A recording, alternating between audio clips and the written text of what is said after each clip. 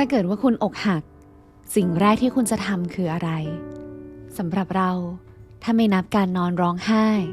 ก็คงจะเป็นการออกเดินทาง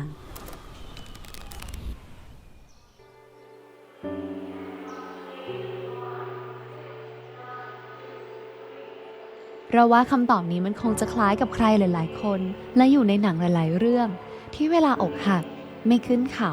ก็ไปทะเลหรือไม่ก็ไปเที่ยวเมืองนอกซะเลย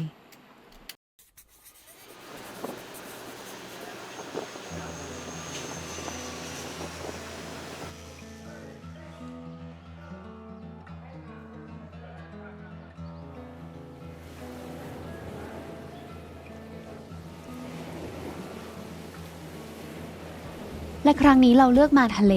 แต่ไม่ใช่เราหรอกนะที่อกหักเป็นเพื่อนเราต่างหากคริสซี่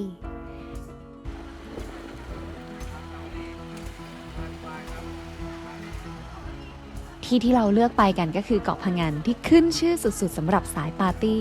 แต่การมาเกาะพะงันครั้งนี้ของเราคือการมาหาความสงบและการเยียวยาหลายคนอาจจะไม่รู้จักอีกมุมของเกาะพะงันว่าเป็นเกาะที่ได้รับการเรียกขานว่า Healing Island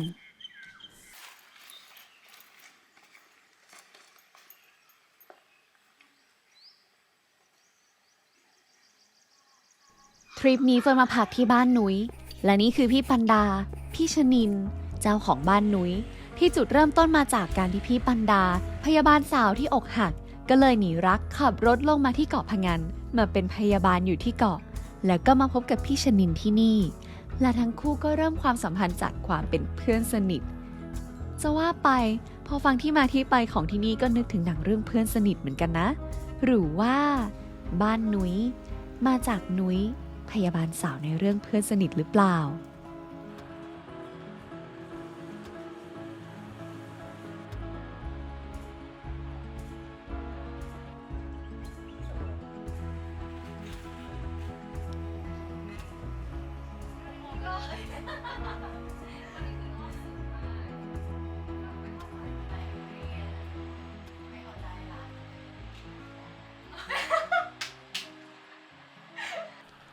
พี่ๆทั้งสองบอกเฟิร์นว่าถ้ามาที่เกาะพะงัน no plan is the best just go with the flow มาที่นี่ให้ปล่อยใจให้สบายปล่อยหัวให้โล่งๆเพราะเดี๋ยวสุดท้ายแรงดึงดูดก็จะพาเราไปสักที่เองแล้วมันก็เป็นแบบนั้นจริงๆทริปเนี้ยพอพยายามแพลนไปก็เท่านั้นละค่ะสุดท้ายก็พังอยู่ดีแต่กลายเป็นว่าเรากลับได้อะไรสักอย่างแทนแบบที่เราก็ไม่ได้คาดคิดซึ่งมันดีกว่าที่คิดค่ะ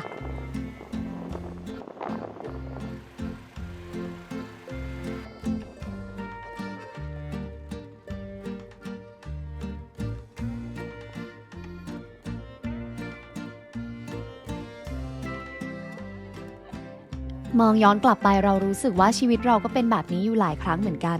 เรารู้สึกผิดหวังเพราะสิ่งต่างๆไม่ได้เป็นอย่างที่หวังแต่เมื่อเวลาผ่านไปเรากลับได้อะไรที่ดีขึ้นกว่าเดิมเหมือนตอนที่อกหักเฟิร์นก็มักจะถามตัวเองว่าทำไมเรื่องนี้ต้องเกิดขึ้นกับเฟิร์นด้วยเรายอมอยู่ในความสัมพันธ์ที่โดนทำร้ายทั้งทางวาจาจิตใจหรือแม้แต่ร่างกายจนวันหนึ่งเพิ่งเข้าใจว่าที่ผ่านมาเราไม่ได้อกหักจากคนอื่นเราอกหักจากตัวเองมาโดยตลอดเพราะถ้าเราให้ความรักกับตัวเองได้มากพอเราจะไม่ยอมอยู่ในความสัมพันธ์ที่ลดทอนคุณค่าของเราลง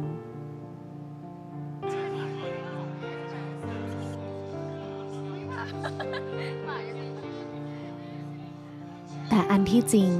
ไม่มีใครลดคุณค่าของตัวเราได้หรอกนะคุณค่าในตัวเรามันขึ้นอยู่กับเราเองว่าเราจะมองเห็นสิ่งนี้ในตัวเองไหมเพราะมันอยู่ในตัวคุณมาโดยตลอดไม่เคยลดลงไม่เคยหายไป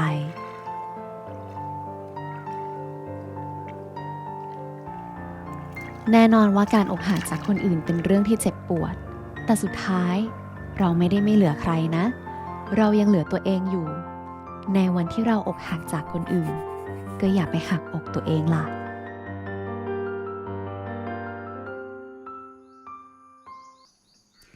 พูดง่ายเนาะแต่ว่าทำยากแต่ก็ไม่ใช่ว่าจะทำไม่ได้นี่เฟิร์นจะบอกทุกคนว่าทุกอย่างมันขึ้นอยู่กับความคิดของเราทั้งนั้นความคิดเรามันทรงพลังกว่าที่คุณคิดเยอะเลยนะ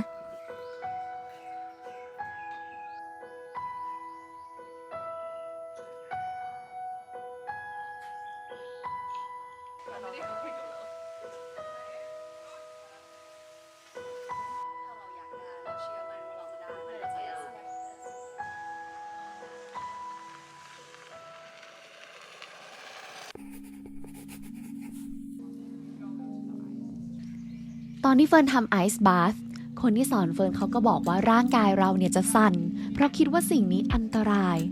แต่จิตใจเราต้องบอกร่างกายเรานะว่ามันไม่เป็นไรมันไม่มีอะไรน่ากลัว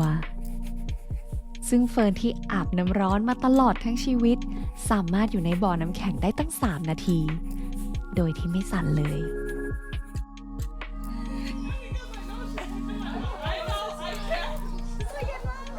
นี่เป็นแค่ตัวอย่างเล็กๆแต่ในทริปนี้มันมีอีกหลายอย่างที่เกิดขึ้นแล้วมันก็ยิ่งทำให้เฟิร์นมั่นใจมากขึ้นว่า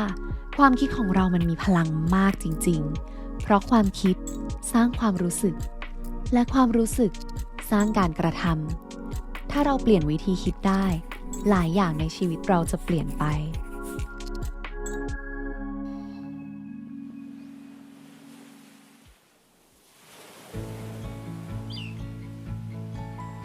งั้นถ้าเราอยากรักตัวเองได้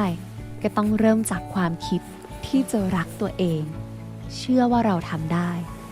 แล้วลงมือทำแล้วทำอะไรล่ะการรักตัวเองมันดูเป็นสิ่งที่จับต้องยากมากๆแต่จริงๆแล้วการรักตัวเองมีจุดเริ่มต้นมาจากการดูแลตัวเองทั้งทางด้านร่างกายกินสิ่งดีๆออกกำลังกายทาสกินแคร์แล้วก็ฟังเสียงร่างกายตัวเองเยอะๆถ้าเหนื่อยก็แค่พักดูแลตัวเองทางด้านความคิดอ่านหนังสือฟังพอดแคสต์หรือว่าพาตัวเองไปอยู่ในสังคมที่เป็นพลังงานบวกไม่ตัดสินกันซัพพอร์ตทางความรู้สึกต่อกันและกันและสุดท้ายดูแลตัวเองทางด้านจิตวิญญาณทำจิตใจให้สงบโดยอาจจะทำสมาธิที่ไม่ได้แปลว่าต้องนั่งสมาธิแต่มันคือการทำอะไรก็ได้ที่ทำให้เราได้อยู่กับปัจจุบันอย่างเช่นโยคะ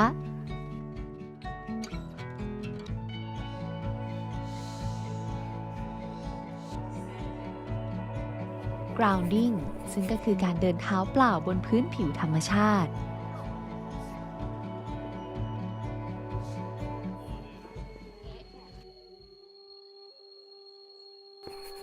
sound healing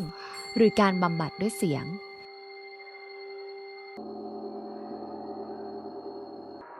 ซึ่งคลื่นเสียงจะทำงานกับระบบประสาทของร่างกายสำหรับเฟิร์นเนี่ยเฟิร์นชอบ sound bath มากมันไม่ใช่การนอนฟังดนตรีที่ไพเราะแต่มันเป็นการใช้คลื่นเสียงในการทำงานกับร่างกายของเรา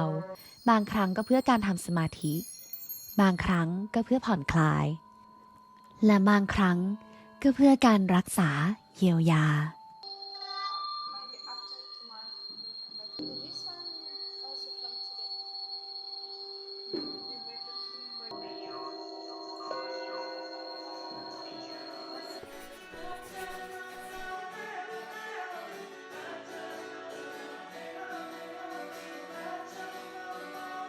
ไม่มีวิธีไหนที่ผิดหรือถูกหรอกนะ เพราะว่าการรักตัวเองทำได้ตั้งหลายวิธี และแต่ละคนก็จะมีวิธีที่ใช้ได้ผลกับตัวเองต่างกัน เริ่มต้นจากความคิดที่จะรักตัวเอง แล้วเดี๋ยวเราก็จะหาวิธีที่เหมาะที่สุดสำหรับเราได้เองแหละ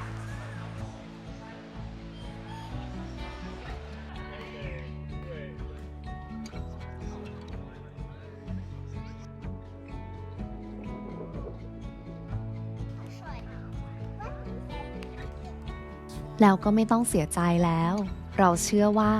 สิ่งใดเกิดขึ้นแล้วสิ่งนั้นย่อมดีเสมอ ถ้าสิ่งไม่ดีสิ่งที่ทำให้เราทุกข์เกิดขึ้นถึงแม้ว่าเราจะเสียใจแต่เราก็เก็บมันมาเป็นบทเรียนให้เราเติบโตขึ้นได้นะแล้วมันอาจจะทำให้เราเจอสิ่งที่ดีกว่าเดิมก็ได้วันนี้เราอาจจะยังไม่เข้าใจ แต่วันหนึ่งเราจะขอบคุณที่สิ่งนั้นเกิดขึ้นกับเรา เพราะบางครั้งการเสียใครสักคนไป มันก็อาจจะเพื่อให้เราได้ตัวเราเองกลับคืนมา